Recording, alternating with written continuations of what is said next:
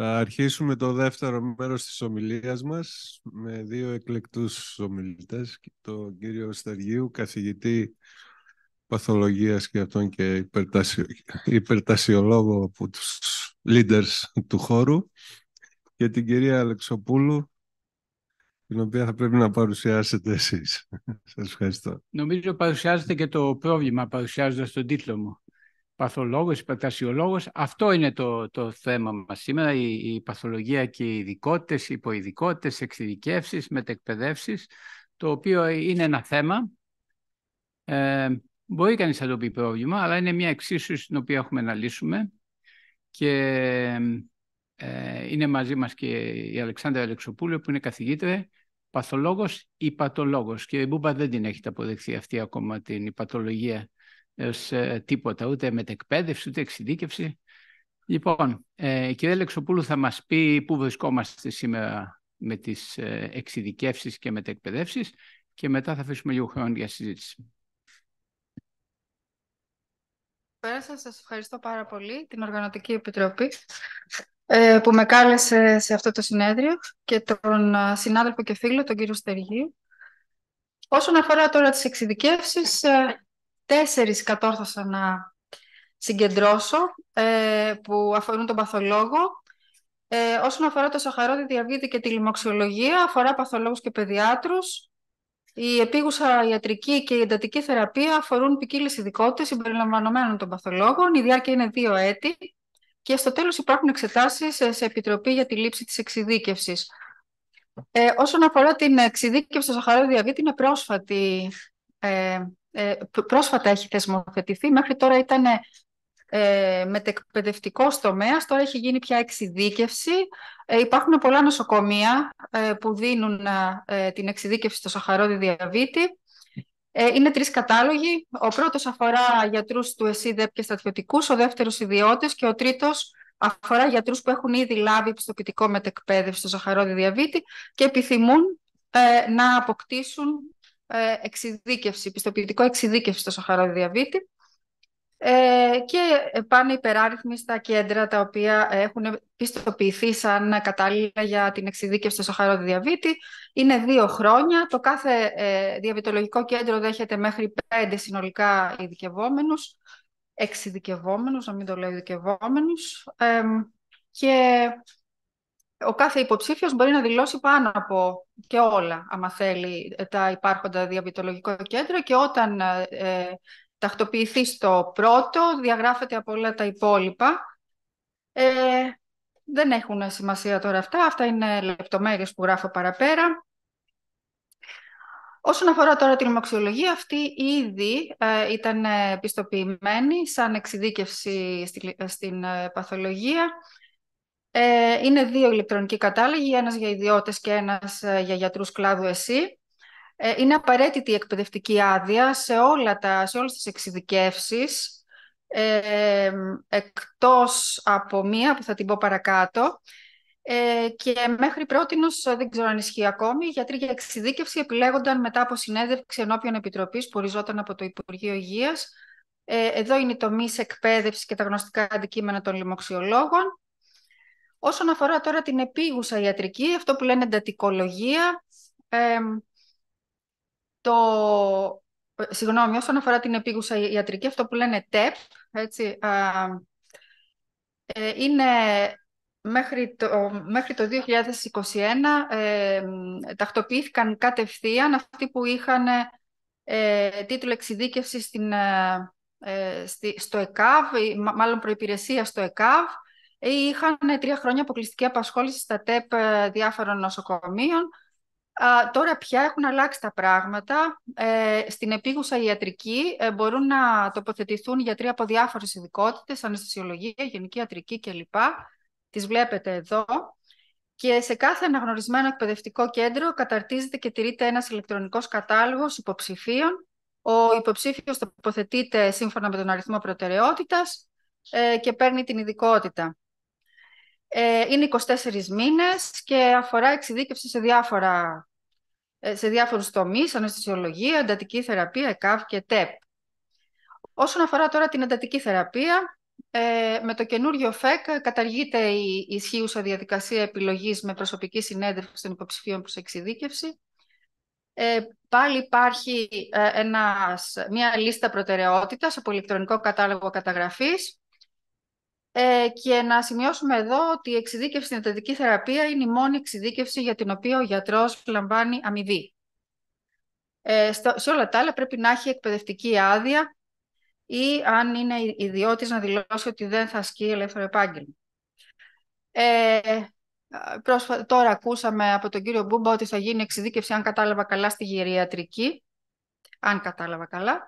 Και όσον αφορά τώρα την αρτηριακή υπέρταση, που είναι και ένα από τα γνωστικά αντικείμενα του συναδέλφου του κύριου Στεργίου, ορίζεται και θεσμοθετείται μετεκπαίδευση στην αρτηριακή υπέρταση με ΦΕΚ πρόσφατο για 1 έτος αυτή η μετεκπαίδευση, μετά από ειδικότητα παθολογία, καρδιολογία ή νεφρολογία και φυσικά μετά από εξετάσεις. Όλες τις εξειδικεύσεις πρέπει στο τέλος να υπάρχουν εξετάσεις για το δίπλωμα.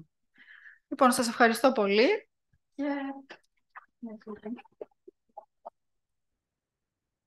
Λοιπόν, θεωρήσαμε απαραίτητο να σας ενημερώσουμε για το πού βρίσκονται αυτή τη στιγμή οι εξειδικεύσεις της παθολογίας, για περίπτωση που και εγώ δεν τις ξέρω όλες, να πω την αλήθεια. Και κάναμε και μια συζήτηση στο προείδιο μας και είπαμε τι θα κάνουμε σήμερα μετά στη συζήτηση. Καταλήξαμε στο ποια είναι τα πλεονεκτήματα και τα μειονεκτήματα των εξειδικεύσεων μετεκπαιδεύσεων και σκεφτήκαμε ότι το να αναδεικνύεις προβλήματα δεν έχει κανένα νόημα αν δεν προτείνεις και κάτι. Άρα λοιπόν θα σας πω πού συμφωνήσαμε εμείς ότι βρίσκεται το θέμα. Θα αφήσω εσάς να πείτε τη γνώμη σας και μετά θα σας πω τι σκεφτόμαστε εμείς για το μέλλον. Λοιπόν, οι εξειδικεύσεις μετεκπαιδεύσεις είναι μονόδρομος. Δεν μπορούμε να αγνοήσουμε την νέα γνώση, την βαθιά γνώση και όλοι ξέρουμε πολύ καλά τι σημαίνει σε μια παθολογική κλινική αν εμφανιστεί ένας λοιμοξιολόγος. Οι ασθενείς αντιμετωπίζονται καλύτερα τα δύσκολα περιστατικά. Και η γνώση διαχέεται. Μετά από λίγο καιρό, όλη η ομάδα έχει καλύτερες γνώσεις στο θέμα αυτό. Άρα λοιπόν δεν το συζητάμε ότι υπάρχουν πλεονεκτήματα, ότι οι ειδικότητες εξειδικεύσεις, και αυτή είναι και η γραμμή του παγκόσμια και εσύ. Το πρόβλημα ποιο είναι? Το πρόβλημα είναι το δικό μας, το τοπικό. Ότι οι εξειδικευμένοι μετεκπαιδευμένοι περιορίζονται πολύ στενά στο χώρο αυτόν και μετά από λίγο καιρό εγκαταλείπουν την παθολογία. Και άμα δεν πας και στο θάλαμο για 2-3 χρόνια, μετά δεν μπορείς να κάνεις παθολογία. Το ένα μειονέκτημα λοιπόν είναι ότι αυτοί οι γιατροί πάβουν να είναι παθολόγοι από ένα σημείο και έπειτα, χάνουν την ικανότητα να δουν όλο το πρόβλημα του ασθενούς, που είναι το μεγάλο πλεονέκτημα που έχουμε εμείς σε όλους τους άλλους γιατρούς. Αυτό είναι για τον ασθενή, αλλά και το σύστημα υγείας αυτή σιγά σιγά απομακρύνονται από τις υπηρεσίες ως παθολόγια. Απομακρύνονται από τους θαλάμους, κάθονται από τα εξωτερικά ιατρία και βλέπουν υπερτασικούς από το πρωί μέχρι το βράδυ. Οπότε και ο ασθενής δεν έχει έναν παθολόγο πλέον μπροστά του μετά από ένα σημείο, αλλά και το σύστημα υγείας κάνει τους παθολόγους του.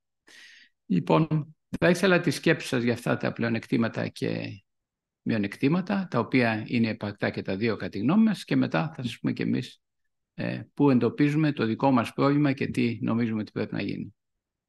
Κύριε καθηγητές, είμαι ο Ηλίας Οτσέρκης, είμαι πρόεδρος του Ιατρικού Συλλόγου Ρόδο και ιδιώτης παθολόγος. Το θέμα των εξειδικεύσεων θεωρώ ότι πρέπει να περιοριστεί σε επίπεδο τριτοβάθμιας φροντίδας υγείας ή σε συγκεκριμένα κέντρα. Σε μια χώρα που παράγει πολλούς γιατρούς, ανεξέλεκτα, και η παραγωγή των γιατρών είναι βάση κλινών του ΕΣΥ και των πανεπιστημιακών κλινικών και όχι βάση αναγκών της κοινωνίας, υπάρχει η στροφή του νέου γιατρού που βλέπει τις προσιδοφόρες ειδικότητες να θέλει να μην έχει το επίγον, να μην έχει την ευθύνη και να βγάζει καλά χρήματα για να ζιάνει. Και δεν υπάρχει ένα σύστημα πολιτικής αρχικά και υγείας δευτερευόντως που να βάλει κάποιους φραγμούς και κάποιες προτεραιότητες. Αυτή τη στιγμή η παθολογία φθήνει. Και φθήνει, θα το δούμε και στα νούμερα, μέσα σε μια δεκαετία δεν θα επιλέγει κανένας την παθολογία. προτιμά να πάει γενική οικογενειακή ιατρική, προτιμά να πάει ενδοκρινολογία. Και αυτή τη στιγμή με την εξειδίκευση του ζαχαρού διαβήτη, που ήταν ένα σκάνδαλο, επιτρέψτε μου να πω, γιατί ήταν η συγκυρία που ήταν ο Γενικός Γραμματέας του Υπουργείου, κύριος Παπασκόζος, με τον κύριο Μάρκο, πρόεδρος του ΚΕΣΥ, και ξαφνικά, ας πούμε, βάζουν την εξειδίκευση έτσι όπως τη βάλανε. Και έχει γίνει στροφή του πολίτη, του διαβητικού, να πηγαίνει στα ενδοκρινολογικά ιατρεία. Στη Ρόδο θα σας πω ότι τα 8 ενδοκρινολογικά ιατρεία, η αναμονή είναι από 3 μήνες μέχρι 1 χρόνο. Και όταν πει ο παθολόγος την άποψή του για το ζαχαρόδι διαβήτη, την πολυνοσηρότητα και τους στόχους της ρύθμισης και προτείνει θεραπεία, για να δείξει ποιο είναι το αφεντικό, οι ενδοκρινολόγοι σκοπίμως αλλάζουν πολλές φορές τη θεραπεία. Αντιστοίχως, για να μιλήσω και την υπέρταση, κύριε Στεργίου, στα επίγοντα, όταν κάναμε ειδικότητα, όλες οι υπερτάσεις πηγαίνανε στο ΤΕΠ παθολογικού. Και όσοι πηγαίνανε στους καρδιολόγους, λέγανε υπέρταση στους παθολόγους. Στο ιδιωτικό ιατρείο, ως διαμαγείας, ο leader της διαχείρισης της υπέρτασης θεωρείται ο καρδιολόγος. Οπότε λοιπόν να βάλουμε την εξειδίκευση σε επίπεδο πρωτοβάθμιας φροντίδας υγείας και να χάνεται η έγκλη, το κύρος του παθολόγου, θεωρώ ναι, χρειάζονται αυτές οι εξειδικεύσεις, αλλά σε επίπεδο δευτεροβάθμιας, τριτοβάθμιας φροντίδας υγείας. Σας ευχαριστώ. 3 σύντομα σχόλια γι' αυτό. Πρώτον, για τους φοιτητές. Δεν το τοποθετήσατε σωστά αυτό. Πάρα πολλοί φοιτητές έχουν όραμα. Δεν κοιτάνε την επιλογή. Ένα χόμπι μου είναι να ρωτάω στους φοιτητές τι δικό θα κάνουν. Πάρα πολλοί φοιτητές έχουν όραμα ανεξάρτητα από τα οικονομικά. Θέλουν να κάνουν παθολογία. Υπάρχουν φοιτητές που καταλαβαίνουν τη διαφορά της παθολογίας με τον τρόπο τους και υπάρχουν και αυτοί βέβαια οι οποίοι κοιτάνε. Λοιπόν, αυτό είναι το ένα. Έχετε απόλυτο δίκιο ότι το σύστημα υγείας είναι ένα ενιαίο και έπρεπε να επικοινωνεί από την αρχή μέχρι το τέλος και ότι στο ιατρό υπέρταση δεν μπορεί να έρχεται του νοσοκομείου της Πανεπιστημιακής Κλινικής Λόγου που περνάει απ' έξω και κλείνει ραντεβού δωρεάν, αλλά έπρεπε να παραπέμπει το σύστημα υγείας. Αυτό είναι δομή από πάνω μέχρι κάτω στο σύστημα υγείας. Τώρα, το τελευταίο που είπατε για την υπέρταση. Ποιο είναι το θέμα με την υπέρταση? Όλα τα νοσοκομεία έχουν ιατρό υπέρταση. Τι κάνουν? Ποιος θα κάνει? Αυτό είναι το επιχείρημα που έψησε το ΚΕΣΥ. Όχι ότι πεθάνει τόσο πολλοί κόσμο, ότι συχνή, ότι είναι 40%. Αλλά δεν μπορεί να έχουν όλα τα τακτικά νοσοκομεία τα οποία βλέπεις υπό μια ανάγκη και να μην ξέρουμε ποιος θα κάνει και τι κάνει. Αλεξάνδρα, θα προσθέσεις κάτι? Εγώ συμφωνείτε για τη δευτεροβάθμια ή τριτοβάθμια?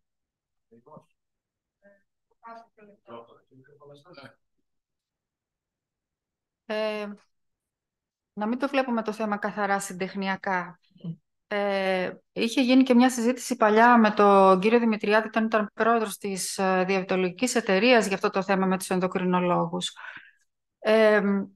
Και υπήρχε μια έτσι, αντιπαλότητα, να το πω. Παρ' όλα αυτά δεν μπορείς να εμποδίσεις έναν άνθρωπο ο οποίος θέλει να εμβαθύνει, έναν παθολόγο που θέλει να εμβαθύνει στο σαχαρόδι διαβήτη. Μην ξεχνάμε ότι υπάρχουν κατευθυντήριες οδηγίες, διαγνωστικοί αλγόριθμοι, οι οποίοι αλλάζουν συνέχεια στο σαχαρόδι διαβήτη, καινούργια φάρμακα, τα οποία κυκλοφορούν και συνεχίζουν να βγαίνουν καινούρια. Πρέπει ο παθολόγος, ο οποίος έχει ενδιαφέρον στο σαχαρόδι διαβήτη, να παίρνει την πληροφορία αυτή. Μπορεί να την πάρει και αλλιώς, πιθανό να μπορεί να την πάρει και αλλιώς, αλλά ο παθολόγος πρέπει, αυτός που θέλει να εξειδικευτεί, θέλει να αποκτήσει και μια παραπάνω γνώση, καλό είναι να του δίνεται η ευκαιρία αυτή.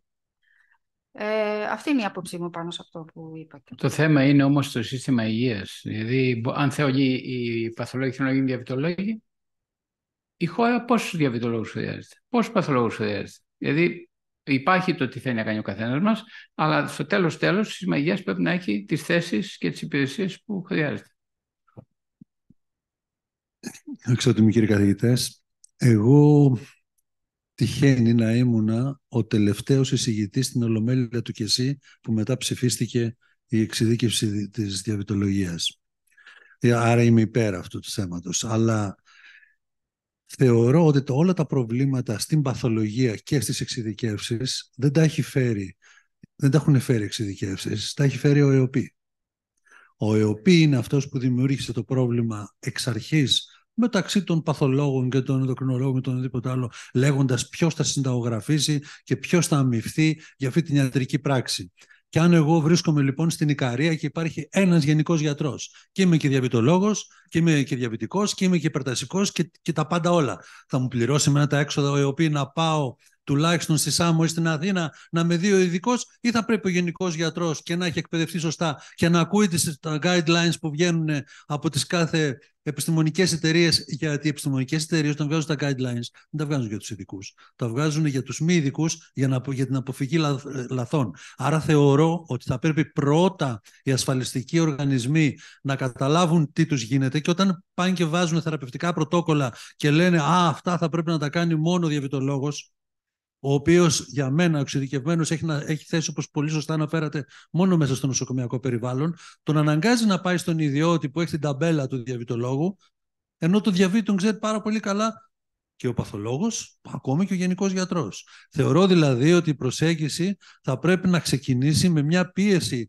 προς τους παρόχους, ας πούμε, των ασφαλιστικών υπηρεσιών, είτε τον κρατικό είτε και τους ιδιωτικούς αύριο μεθαύριο, που θα πάρουν ένα μερίδιο ευθύνης, να μην αναγκάζουν τον ασθενή να του επιλέγουν την ειδικότητα, άρα να μπορεί η ολιστική αντιμετώπιση του παθολόγου και ίσως του γενικού γιατρού, όπου απαιτείται, να καλύπτει αυτές τις ανάγκες. Άλλο πράγμα η συνταγογράφηση και η παρακολούθηση του ασθενούς, άλλο πράγμα το να ζητήσεις μια εξειδικευμένη απόφαση για κάτι που θα το βάλεις. Δεν μπορεί δηλαδή για μια ουρολίμωξη να σε βάλει, για παράδειγμα, ο ΕΟΠΗ να πας στον λοιμοξιολόγο για να σου βάλει την αγωγή.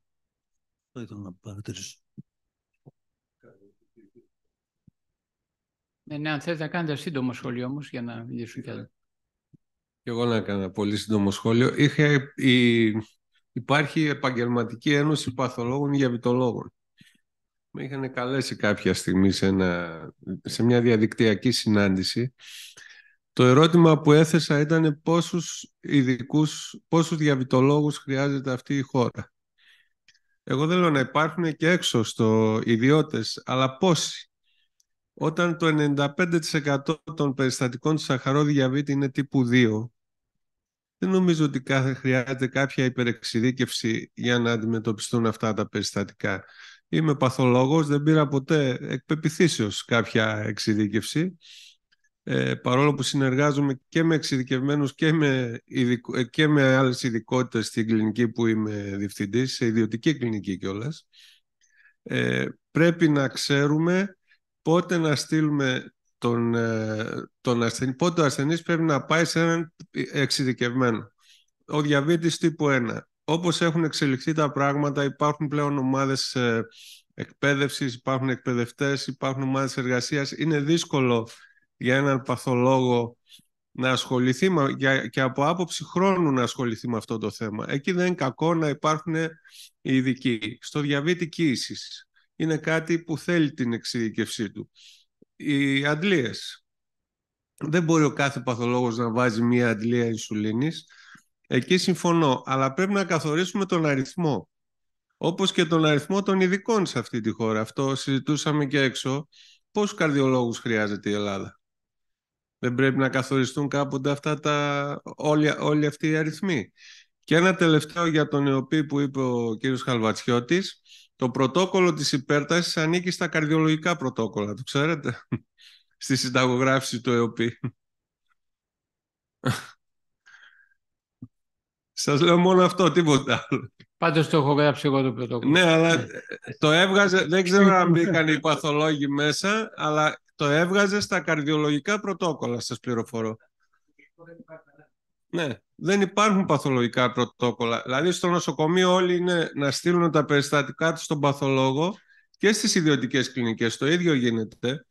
Οι χειρουργοί μόλις τραβώσει κάτι τρίτη-τέταρτη μέρα μετά το χειρουργείο θέλουν να το στείλουν σε εμάς. Αλλά όταν βγούμε έξω όλοι θέλουν να παίρνουν τα περιστατικά από τον παθολόγο. Αυτό πρέπει να αλλάξει κάποια στιγμή και να καθορίσουμε τους αριθμούς των ειδικών και των εξειδικευμένων που χρειαζόμαστε. Οι ανάγκες σίγουρα είναι πολύ μεγαλύτερες στα νοσοκομεία. σε τέτοιου είδους γιατρούς. Υπάρχουν και έξω ανάγκες, αλλά να υπάρχει κάποιος έλεγχος στον αριθμό αυτών που εξειδικεύονται. Αυτά. Ευχαριστώ πολύ. Υπάρχει κάποιο άλλο σχόλιο? Παρακαλώ. Εγώ συμφωνώ με αυτά που άκουσα. Θα το θέσω λίγο διαφορετικά. Στα νοσοκομεία και στις κρατικές δομές υπάρχει ο πόλεμος που σε κάνει δουλειά. Στον ιδιωτικό τομέα που είμαι εγώ, υπάρχει ο πόλεμος της μαρκίζας. Ποιος έχει πιο καλή ταμπέλα. Άρα λοιπόν μιλάμε για δύο διαφορετικά πράγματα. Αλλιώς θα δούμε τα πράγματα στα νοσοκομεία και αλλιώς θα δούμε τα πράγματα στον ιδιώτη. Τα λέει ο Ηλίας Κουτσέρκης. Ότι όταν θα πάρουν οι ενδοκρινολόγοι του τίτλου διαβητολόγου, τσακίζουν όλους τους ιδιώτες παθολόγους και για να επιβιώσει ο παθολόγος πρέπει να κυνηγήσει να γίνει διαβητολόγος. Άρα λοιπόν πρέπει να πούμε τι κάνουμε στα νοσοκομεία, τι κάνουμε σε απομακρυσμένες περιοχές, στα νησιά και τι κάνουμε στους ιδιώτες. Και να τα βάλουμε με ίσους όρους και να μην ρίξουμε κανέναν. Ως μέλος του Δουσού και της Επαγγελματικής Κοινότητας, την γνώμη με εκφράζω και με τον Πάνο Χαρβαζίου συμφωνώ απόλυτα. Αλλά δεν μπορούμε να βάλουμε ίδιο κριτήριο σε όλους. Άλλο πόλεμο έχει το κάθε ένα από αυτά. Και στους δύο πολέμους υπάρχει ένας τρίτος πόλεμος του ασθενούς που έχει ένα πρόβλημα και παριστάνει το γενικό γιατρό ο ίδιος να αποφασίσει πού θα πάει και του λέει δεν είναι από μένα αυτό και από πού είναι και έχει ο Λίμωξ εξπάσει τον λόγο. Αυτός είναι ο μεγάλος πόλεμος, όπως το είπε και ο Ζούμπας τελικά. Όχι, πάμε με πειράζει μεταξύ τους. Πειράζει και τον ασθενή. Ο ασθενής δεν κάνει τα πράγματα. Ο δικός μας πόλεμος είναι πάνω στον ασθενή. Άρα δεν είναι πολύ ασθενής, είναι τι κάνουμε εμείς. Εκτός από το ρίχνος ασθενή. Δεν νομίζω. Να πω κάτι, ότι εγώ είμαι σαφώς υπέρ των εξειδικεύσεων, αλλά για τους λόγους που εξήγησα πριν, ότι δεν είναι δυνατόν κάποιος να εμβαθύνει σε ένα τομέα εάν δεν εξειδικευτεί. Δεν μπορεί να τα ξέρει κανείς όλα. Δεν γίνεται αυτό το πράγμα. Η γνώση πια που κυκλοφορεί είναι τεράστια. Αλλά υπάρχουν ορισμένα αλλά. Για μέσα στα νοσοκομεία μιλάω γιατί εκεί είναι ο χώρος μου. Οι εξειδικευμένοι γιατροί, βλέπε διαβητολόγους, λοιμοξιολόγους, οι μεν, επειδή βέβαια τα ιατρεία του διαβήτη είναι τεράστια, έχουν πάρα πολύ μεγάλο αριθμό ατόμων, το καταλαβαίνετε αυτό, καταλήγουν να βλέπουν διαβητολογικούς αρρώστους και δεν πάνε στους θαλάμους, μόνο διαβητολογικούς αρρώστους ή να κάνουν consultancy διαβητολογικών ασθενών. Οι δε λοιμοξιολόγοι από το πρωί μέχρι την ώρα που θα φύγουν παίζουν ρόλο συμβούλου. Λίγοι είναι εκείνοι οι οποίοι θα πάνε στους θαλάμους και θα δουν αρρώστους. Άλλους εκτός από τους λοιμοξιολογικούς αρρώστους. Άλλο, εμείς οι ίδιοι, οι παθολόγοι, καλούμε συνήθως για έναν άρρωστο ο οποίος έχει πολλαπλά προβλήματα, πολλαπλές συνοσιρότητες, καλούμε τον τάδε, το δίνα, τον παράλληλο, το αυτό, το ένα το άλλο και ο ασθενής χάνει χρόνο και χρήμα, γίνεται πια κοστοβόρο και χρονοβόρο. Το να αποκτήσει συμβουλευτική γνώμη από όλες τις ειδικότητες αυτές, αυτό που είπε ο κύριος Μπούμπας, γίνεται μπαλάκι μεταξύ των ειδικοτήτων μέχρι να καταλήξουμε τελικά να πάρουμε μια απόφαση το τι θα κάνουμε με τον άρρωστο αυτόν. Άρα υπάρχουν τα υπέρ και τα κατά στην κάθε άποψη, ας πούμε, και το σωστό είναι και ο ειδικός, εξειδικευμένος γιατρός να μην περιορίζεται στενά, να μην ασχολείται στενά με το θέμα με το οποίο έχει εξειδικευτεί και είναι λάθος να ασχολείται στενά με αυτό και μόνο με αυτό. Αλλά από την άλλη μεριά, όποιος θέλει να εξειδικευτεί, να υπάρχει ο τρόπος να εξειδικευτεί, να μάθει κάτι καλύτερα. Είναι πάρα πολύ σημαντικό να προχωράει γνώση. Ευχαριστώ. Ένα σύντομο τελευταίο σχόλιο. Η εξειδίκευση. Δηλαδή, ποια είναι η έννοια της εξειδίκευσης? Ναι, ποια είναι η έννοια της εξειδίκευσης? Είναι εξειδίκευση, ας πούμε, να ξέρω την υπέρταση πολύ καλά. Είναι εξειδίκευση, δηλαδή κομμάτια της ιατρικής. Δηλαδή, όταν λέμε εξειδίκευση, είναι κάτι πάρα πολύ γενικό. Δηλαδή, διαβητολόγος ασχολείται με το διαβήτη. Πού είναι το όριο? Εγώ έλεγα μήπως το κάνουμε αλλιώς, γιατί το δίνει πολύ καλά η ηλεκτρονική συνταγογράφηση. Το πρωτόκολλο λέει της υπέρτασης. Εάν λοιπόν είσαι πιστοποιημένος στο να κάνεις, γιατί δεν είναι και καμιά φοβερή επιστήμη στην πρωτοβάθμια του το πράγμα, αν είσαι πιστοποιημένος να έχεις κάνει ένα κόρς για υπέρταση, παίρνεις την υπέρταση. Ρευματοειδή αρθρίτιδα. Υπάρχουν απλά περιστατικά και υπάρχουν προχωρημένα περιστατικά. Παίρνεις μια πιστοποίηση ανανόσημα και ίσως και κατάσταση. Μήπως δηλαδή η οπτική της εξειδίκευσης, μπλέκοντας δηλαδή το γενικός και το εξειδικευμένος, μήπως ανατμήμα, ανανόσημα, ίσως ανακατάσταση, να υπάρχει μία προχωρημένη γνώση και πιστοποίηση με αυτό. Οπότε, μαζεύοντας λίγο τις πιστοποίησεις, έχεις και μέσα σε ένα όριο, δεν μπορεί να τα κάνεις όλα, αλλά ίσως μήπως πρέπει να αλλάξει η οπτική της εξειδίκευσης και να μην είναι γενικό. Αυτό, τίποτα άλλο. Λοιπόν, με βάση αυτά που συζητήσαμε και αυτά που κουβεντιάσαμε και εμείς μεταξύ μας, και επειδή είναι το Σάββατο το βράδυ έχουμε όλοι σχέδια, θα σας πω που καταλήξαμε εμείς. Το ένα βγήκε από διάφορους από εσάς, είναι ότι θέλουμε εξειδικεύσεις. Δεν το συζητάμε. Άλλωστε θέμε, δεν θέμε, το και εσύ τους έχει αποφασίσει. Λοιπόν, θέλουμε, αλλά πόσες θέλουμε, πού τις θέλουμε και πώς θα δουλεύουν. Εγώ εκπαιδεύτηκα στην υπέρταση τον προηγούμενο αιώνα. Και τότε, εκεί που εκπαιδεύτηκα, δεν μπορούσε κάποιος να έρθει. Έπρεπε να έρθει με το γράμμα του Γενικού Γιατρού, γιατί χτύπησε την πόρτα μου. Στην Αθήνα βλέπω τα απλά περιστατικά και τα δύσκολα περιστατικά, γιατί υπάρχουν δύσκολα περιστατικά σε όλα τα νοσήματα. Εκεί χρειάζονται ειδικοί, όχι για τα απλά. Δεν παραπέμπονται. Άρα λοιπόν το ένα είναι πρέπει να καταλάβουμε πώς θα χρησιμοποιήσουμε τους εξειδικευμένους γιατρούς, ώστε να βλέπουν εκείνα τα περιστατικά και όχι να βλέπουν όλα τα απλά περιστατικά. Γι' αυτό οι διαβητολόγοι δεν έχουν χρόνο. Διότι βλέπουν όλους τους διαβητικούς. Το δεύτερο είναι το εξής. Οι εξειδικευμένοι γιατροί, αυτό είναι δικό μας πρόβλημα, γενικό. Δεν μπορεί να χάνουν την ιδιότητα της παθολογίας. Εμείς είμαστε καλά παραδείγματα εδώ. Διότι εγώ την Παρασκευή έφαγα 3,5 ώρες στην κλινική. Ήταν ο μήνας μου, κύριε Μπούμπα, αυτός. Δεν το κάνω πάντα. Δηλαδή, έκανα παθολογία. Λοιμώξεις, καρκίνος, πατολογικά, τα πάντα. Πρέπει να φροντίσουμε αυτοί οι οποίοι παίρνουν αυτόν τον δρόμο να μην χάνουν την ιδιότητα του παθολόγου και για τους αρρώστους, αλλά και για το σύστημα υγείας. Λοιπόν, ευχαριστούμε πολύ για τη συζήτηση αυτή. Τα λύσαμε και αυτό το πρόβλημα. Μάλιστα. Για να μην χάσουμε τον δρόμο. Και να προσθέσω και να μας πείτε και τα κέντρα που αποφασίζετε που θα δίνουν την εξειδίκευση. Γιατί είναι και αυτό σημαντικό. Βέβαια.